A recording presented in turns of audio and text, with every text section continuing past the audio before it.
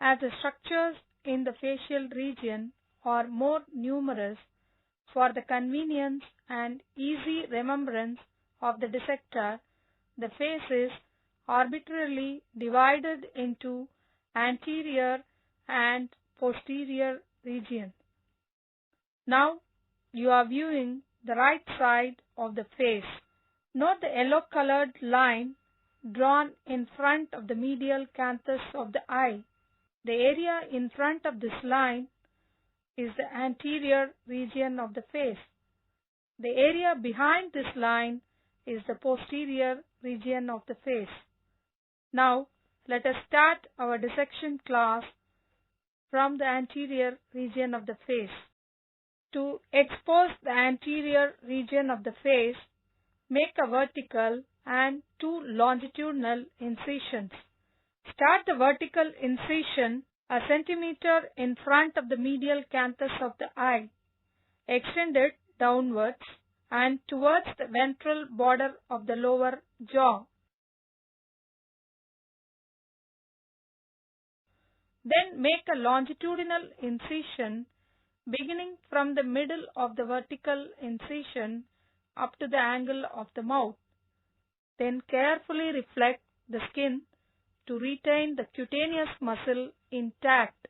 After reflecting the skin, clean the fasciae carefully to notice the boundaries of the individual muscles clearly.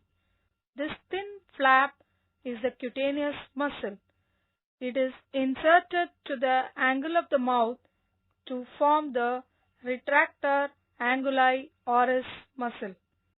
Note a thin, flat muscle situated over the dorsal aspect of the frontal and nasal areas, which is the nasolabialis muscle.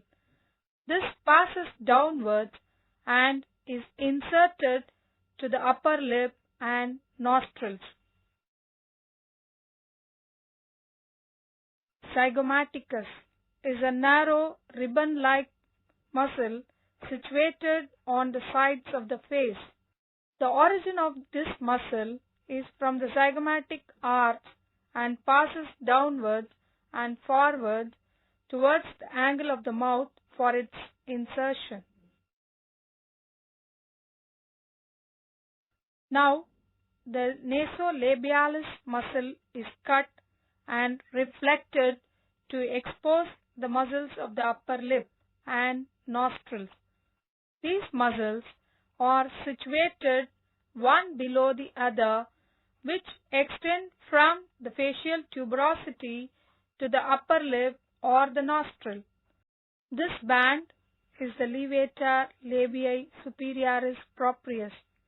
Note a green spot showing the facial tuberosity from where this muscle originates. Then it passes obliquely upward and forward to be inserted to the upper lip. Dilator nares lateralis. Note a triangular bundle situated below the levator labii superioris proprius. It originates from the facial tuberosity and is inserted to the lateral wing of the nostril.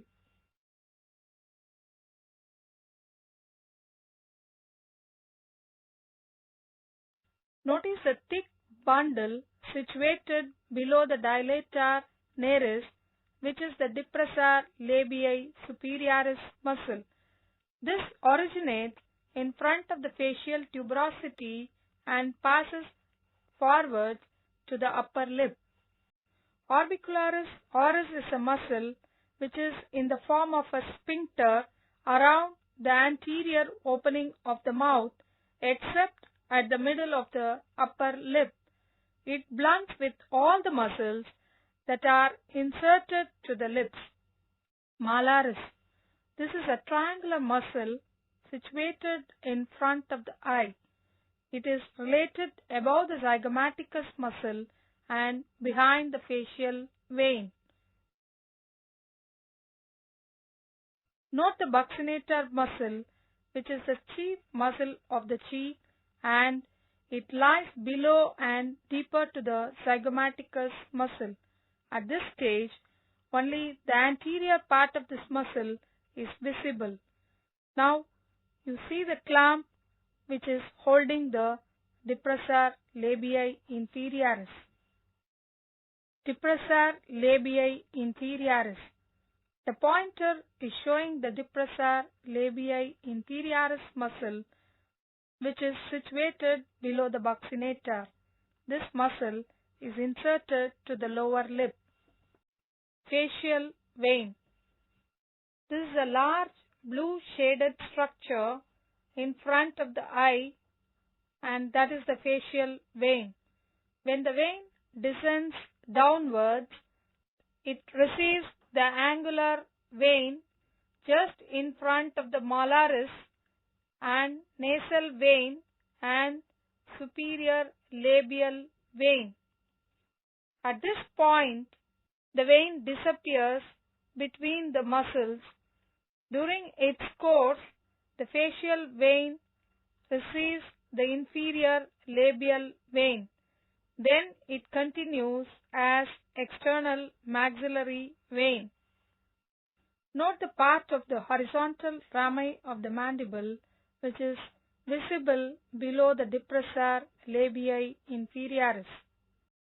Now, the levator labii superioris proprius is cut and reflected at its origin. The red shaded tube is the infraorbital artery and the white structure is the infraorbital nerve. Both these structures emerge out from the infraorbital foramen and supply the upper lip and nostrils. The blue shaded structure is the superior labial vein. Note the posterior region of the face. The landmarks are the vertical line drawn in front of the medial canthus of eye and another yellow line around the angle of the jaw.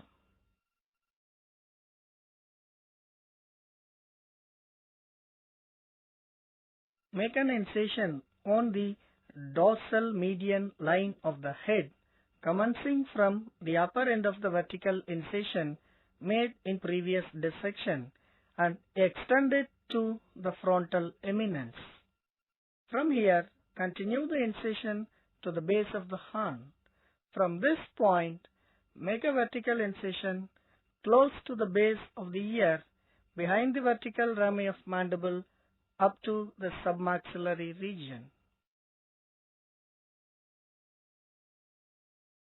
Make a circular incision around the eye, leaving about 2 to 3 cm of skin with the eyelids. Reflect the skin carefully in a single flap from above downwards. Care should be taken to retain the cutaneous muscle with the head. This exposes the face posterior region. Note the cutaneous muscle of the face.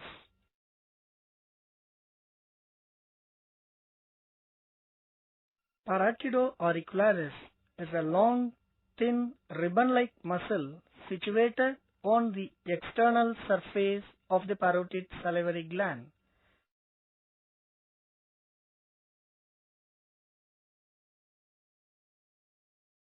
Note the parieto-auricularis externus situated above the zygomatico-auricularis. Zygomatico-auricularis is a narrow, band-like muscle situated in front of the ear. Note the point of origin of zygomaticus muscle.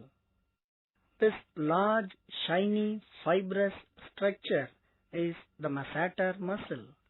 It's a powerful masticatory muscle situated on the lateral wall of the face. Do not disturb the nerves passing over it. Are you able to find a green shaded structure? This is the Stenson's duct, which is the duct of parotid salivary gland. Below this red shaded structure is the branch of facial artery, and the blue shaded structure is the branch of facial vein. the facial artery divided into superior and inferior labial arteries. Inferior labial artery supplies the muscles of lower lip, and superior labial artery supplies the muscles of the upper lip. Note the parotid lymph node situated over the posterior part of the masseter. Are you able to identify two branches of nerves arising from the deep face of the parotid salivary gland? The upper one is the superficial temporal nerve of fifth trigeminal. The lower branch belongs to the dorsal buccal nerve of seventh facial nerve. Both these nerves unite over the masseter. It receives the transverse communicating branch from the ventral buccal to form the facial plexus. Branches from the facial plexus supplies the muscles of the face. This is the ventral buccal nerve of facial nerve, which runs on the side of the horizontal rami of mandible. It passes forward below the depressor labii inferioris to supply the muscles of lower lip. In front of the masseter, it sends transverse communicating branch to join with the dorsal buccal nerve to form the facial plexus.